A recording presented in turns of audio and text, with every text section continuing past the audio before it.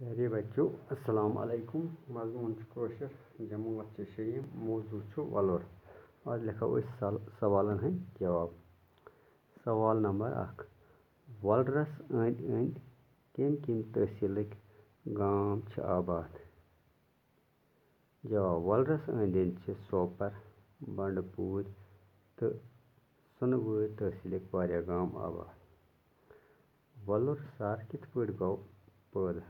जवाब ब्रोह काल सिंधमत नगर नई खूबसूरत शहर वलरच जाय आबाद ओसमुत, मगर लूकन हज बदकारी तो यश काम करने शहरस खतरनाक बिनुल आमुत यम सोरे शहर सुन खोट बनियोमुत।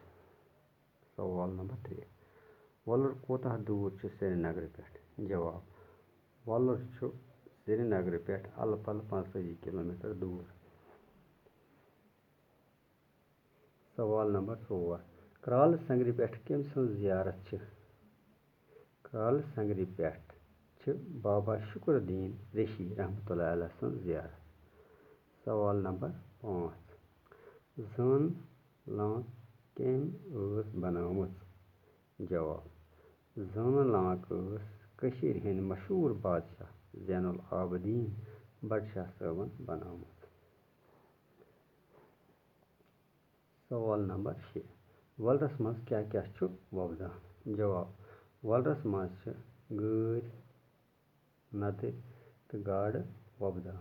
अम अलाव पछन जानवर तो द्रेद गसान खाली जाय बरियो घास मैदान लरन कशीर बिन बिन आबी जानवरन बिन बिन कस्म।